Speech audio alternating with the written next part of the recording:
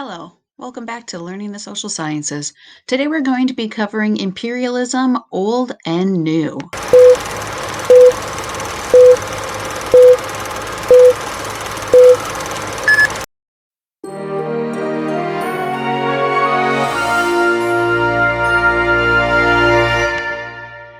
So, it was said that the sun never set on the British Empire. Now, if you look at the map of all of the colonies that they had over the entire period of their colonial empire, yeah, it pretty much looks like they have everything. But if you would put it by dates, maybe not so much, but we can always figure that out at another time.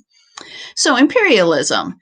Imperialism is the practice or policy of extending a state's rule over other territories or nations. Now, we do have direct imperialism also, which is through political, economic, or military means, the imperial power may take over the government of a particular territory. So, what are examples of direct imperialism that you can think of? Possibly China as we go through. So, after this presentation is done, we'll try to think about direct imperialism. So, obviously, part of imperialism is colonization. And this is the effort by one country to establish settlements and to impose its political, economic, and cultural principles on that territory. So, the emergence of new imperialism. European history has been one of expansion since the age of exploration. In the 15 and 1600s, it was a rush for colonies, but it was primarily in the Americas. It wasn't in Africa, it wasn't in India, and it wasn't in China yet. Yes, were people setting up ports on the coast of Africa and ports in India in areas of influence? Yes, they were, but they weren't setting up full colonies like they did in the Americas. European influence over the rest of the world, though, grows with the Industrial Revolution, ushering in this new era of imperialism for various reasons, which we will cover. So, industrialization created a new imperialism as Europeans struggled for raw materials, markets for manufactured goods, and places to invest their capital for higher rates of return. So, the five main reasons for imperialism. Well, first, looking at the economics, imperial governments and private companies wanted to maximize their profits, as always. Expanding into other areas helped them get cheaper labor, natural resources, and new markets. Going into exploration, some people went out to discover areas that were unknown to them. Others went for scientific or medical research, while some people just simply love the adventure. We also have ethnocentric reasons. Imperial nations believed that they were somehow superior than other nations or ethnic groups. We're going to be discussing that with social Darwinism. Political reasons, patriotism, nationalism, power, or the ability to reduce a threat by being in that area. Finally, the fifth reason, religious. People went out to convert others to their specific religion.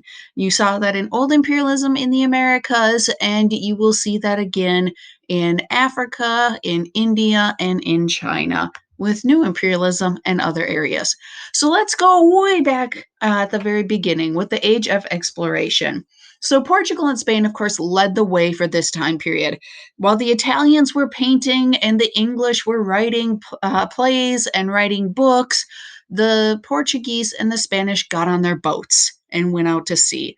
It was just this great Enlightenment time period, not the actual Enlightenment, but an Enlightenment time period for Europe in the 1500s. And Germany was doing their whole religion thing with the Protestant Reformation. So, Prince Henry the Navigator, he is the major patron of the Age of Exploration for Portugal. You can think of him like a Lorenzo de' Medici of boats. And then we have the actual explorers that go out. We have Bartholomew Diaz, who rounded the southern tip of Africa and then actually rounded it a second time to get back. We have Spain funding Columbus's travel to find a route to the East Indies. He found the Americas, assuming he found the East Indies, but we're just going to leave it at that. So we know he found the Americas. He just didn't know that. However, who knew it was the Americas eventually is Amerigo Vespucci, which is why we are named after him, Amerigo. Explored the coast of Brazil and wrote that this must be a new continent. And then we have Ferdinand and Magellan's fleet. I like to put fleet on there, not just him, was the first to circumnavigate the world. Why do I write down fleet? Well, Magellan kind of ran into a spear and was killed in the Philippines. So he himself did not make it alive around the world. So, going back to old imperialism, we have Cortes and the Aztecs. Cortes landed in Mexico at Tabasco in 1519 without permission of the Spanish crown. He had 500 soldiers, 100 sailors, and 16 horses. And what did he do to ensure that people were not going to go against him and get back on the boats and ditch? He sank the boats. Cortes defeated a local American Indian group on the coast and was given a female slave to go and help him translate, who they eventually wed. And she's very important because she speaks Aztec and Maya. Cortez learned about the strife within the Aztec Empire and headed towards the capital, gaining allies along the way. Some are gained because they seriously just hate the Aztecs, and probably for some good reason due to the Aztecs, going in and raiding them or slowly taking out their territory or sacrificing them. I mean, I don't want to be a sacrifice. So when he and 1,000 soldiers, Cortez and 1,000 soldiers, went up against the Aztec after forming their alliances, they were invited into the city initially.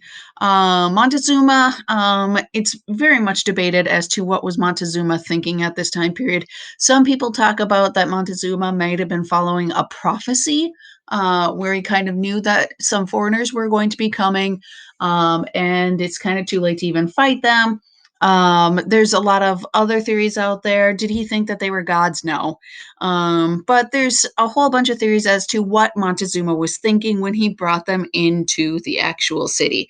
Either way, while they were in, they kidnapped Montezuma and they held him for ransom. And eventually the Spanish go and they left left to the coast for a time period, and the Aztecs rebelled. That is when the Spanish and their allies came back. They fought back against the rebellion. They killed Montezuma. A whole bunch of other people were dead, and they defeated the empire. And shortly after that is when smallpox then hit the people and ravaged the population, truly subduing them in a way that, yes, the Spanish were doing, but really, in the end, it really is smallpox that subdues them. So this is just a map demonstrating how large the Aztec Empire was at their height. So the other major nation of the Americas that is going to be collapsing under old imperialism is the Inca. Now, Pizarro goes down to the Inca with a group of 180 conquistadors, and he had studied what Cortes did with the Aztecs and basically takes their playbook with him down to the Inca. Now, Emperor Atahualpa was consolidating his new power at the time and wanted to use the Spanish as an example as to how he was the powerful and new Inca. So Atahualpa is the new Sapa Inca, and there are still a lot of people that are not necessarily thinking that he should have the job. And so that is why he's trying to represent his power. Now he invites them and has a ceremony in a way with the Spaniards there in his capital city. At the time, to demonstrate his power, he did not have his army have weapons for this ceremony. And that is when the Spanish attack, kidnapping Atahualpa, just like they had done with Montezuma and Cortes. And so they held him for ransom also. And the Inca gave the largest ransom in the history of the world to that point to free their ruler. But the Spanish still put Atahualpa on trial and they executed him by strangling him. They actually let him choose how he wanted to die, but he wanted the mummification process to happen, so that's why he chose that death. Also, right after Pizarro and the conquistadors showed up, smallpox followed, and that is what truly, like the Aztec, ravaged the Inca population and subdued them. So, going on from there, other areas are going to be taken under control of the Spanish or the Portuguese in Central and South America. Portugal was the first to introduce slavery into Brazil to farm. And after 1621, the Dutch East India Company transported thousands to the New World. And other countries are going to be getting into this trade. England's going to have the Royal African Company, and they're entering in the 1600s. And with the slave trade, also known as Middle Passage, 50 million Africans are going to die or become slaves during the 17th and 18th century. And one of the worst places you could go as a slave would actually be Portuguese Brazil. The life expectancy there is very low. They were not going and having a lot of females come in because they were kind of like, what's the point of reproduction? We'll just bring in more until we kind of work them to death. And so it is an absolutely horrible, horrible time period. Also at this time, though, is the Columbian Exchange. So for Europeans, what are they getting out of, the new world and this new ship traffic that's going on? So they're going to be having an improved diet. The potato shows up, the tomato, corn, beans, vanilla, chocolate, tobacco, which is not healthy, increased wealth, and also the rise of now them becoming global empires. For the American Indians, it's just horrible. It's catastrophic diseases. Yes, they start getting beasts of burden on their continent. So the horse shows up, cows, pigs, goats, sheep, chickens, all these other animals. However, their population is just diminished so far. Around 90% die from smallpox, syphilis, other diseases. So it is absolutely horrendous for those people. China is actually going to greatly improve after the Columbian Exchange because they are actually going to be the ones that are going to get a lot of the silver that comes from the New World just as it trickles in through trade routes. And they're also going to get corn, and that's going to help bring in a population boom for China. So this is just a general map for you to see centers and of origins of selected crops. Where did they initially come from?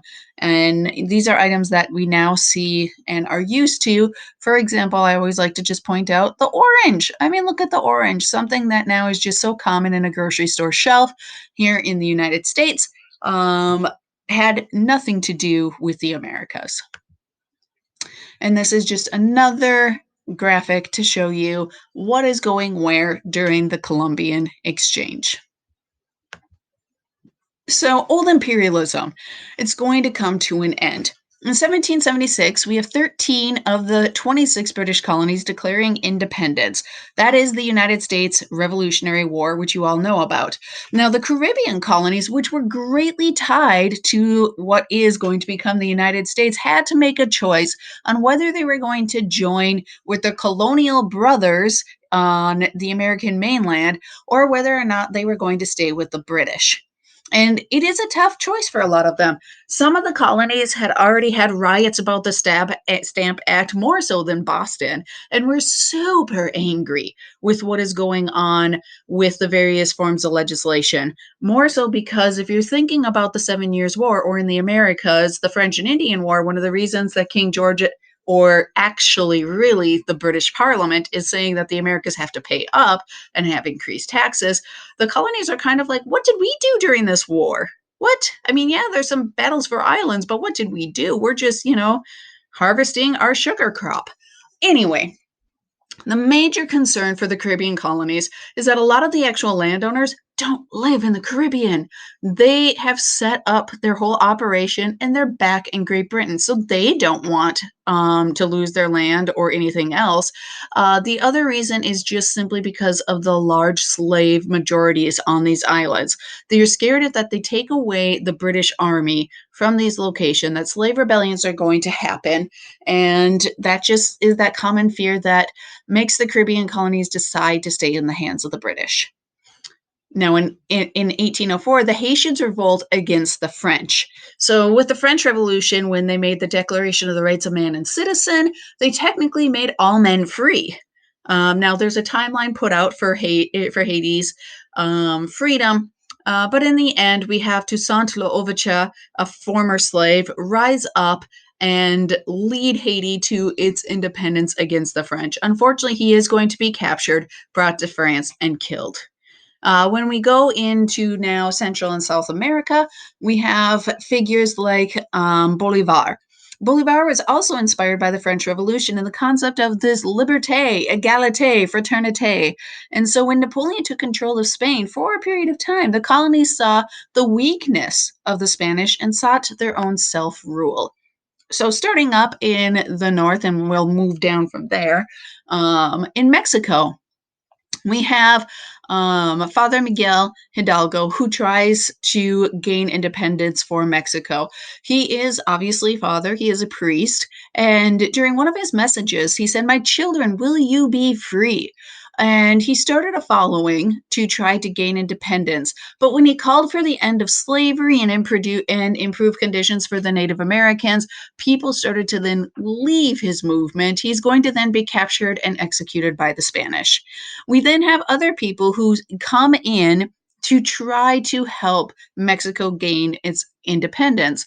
The other father follows the same steps as Hidalgo and is also captured and executed in 1815, which now goes to Augustine, who fights against the revolutionaries, the original revolutionaries. He's going against them. But now he sees that really their cause is growing and growing and growing in momentum. And now he's afraid that they are going to actually win independence from Spain, and then they're going to bring in sweeping liberal changes. And so, what does he do as a conservative? Well, he starts his own movement, and he wins, and he goes and declares himself Emperor Augustine the First. But he is actually going to be overthrown, and a republic's going to be set up kind of shortly after he tries to do that. All right, moving into South America. San Martin joined the fight for independence in South America. He helped Argentina gain its independence in 1816 from Spain, and then he continued over to Chile, defeating the Spanish in 1818. And then he combined his forces with Bolivar's to free the rest of the Spanish colonies in South America, which they are all going to be freed by 1824. Bolivar tried to create a unified nation known as Gran Colombia, but it failed due to the bitter rivalries and power struggles. A quote from Bolivar says, "We have achieved our independence at the expense of everything else." These rivalries are going to continue to cause civil wars to break out in various locations and other disputes, which are going to slow the progress of South America. So, with new imperialism and the markets, in the late 1800s, many politicians and industrialists believed that annexing overseas colonies and territories was the only way for their nation to ensure economic success. So, one reason for new imperialism was economic. And also, with the loss of these American colonies, some other places are looking for new areas. I mean, if you're the British and you lose the United States cotton, what other territories are you going to go grab that has cotton? Well, Egypt's a good place for that, and India's a good place for that. So it's no surprise that those places are going to fall under the colonial hands.